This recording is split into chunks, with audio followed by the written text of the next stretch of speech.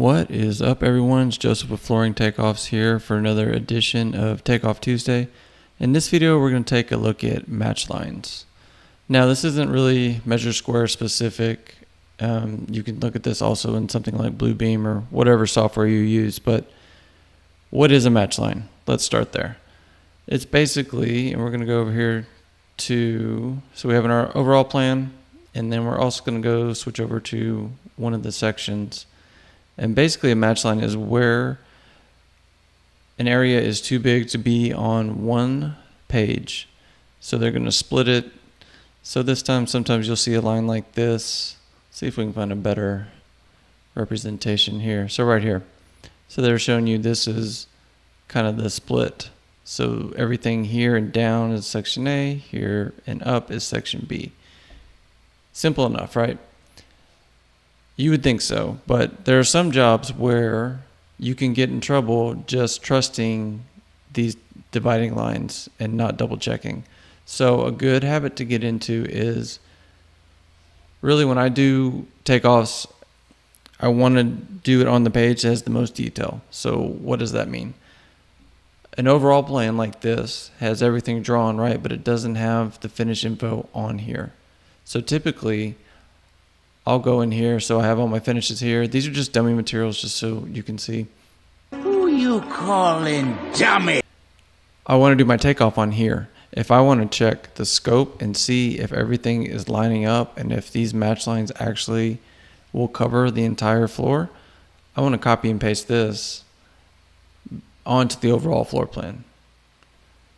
So you also have a couple different ways you can do it. So this first way is if you literally split it down the middle and do your lines that way. So you can do that. Most times it's not going to be that big a deal, but I run into some jobs where maybe I don't want to cut the materials right there, right? Maybe I'm in the middle of a pattern. Maybe it's going to throw my waist off. Yeah, there could be a few different, maybe just aesthetically, you don't like seeing this line right in the middle of everything.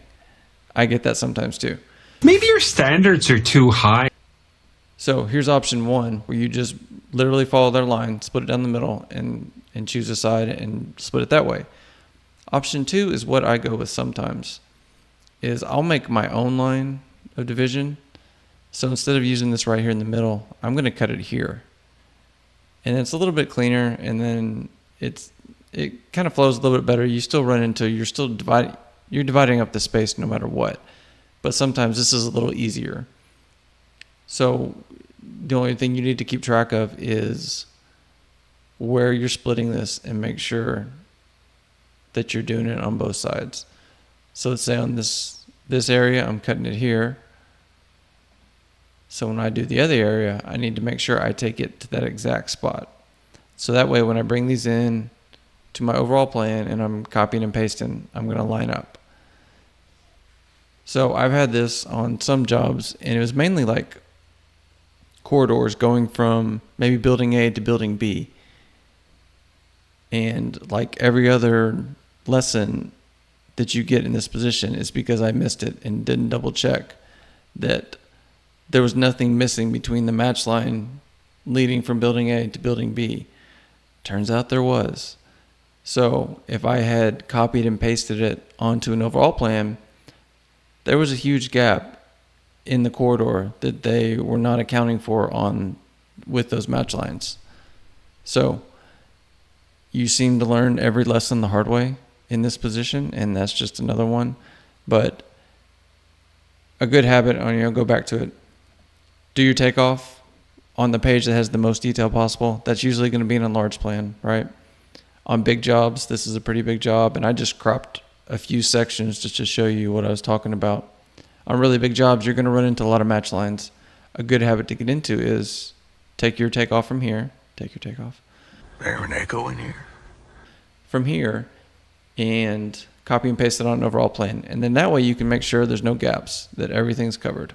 So, quick little video. This is more reading plans than actual takeoffs with measure square, but it's something I've been running into a little bit more lately on some bigger jobs. So just wanted to share that.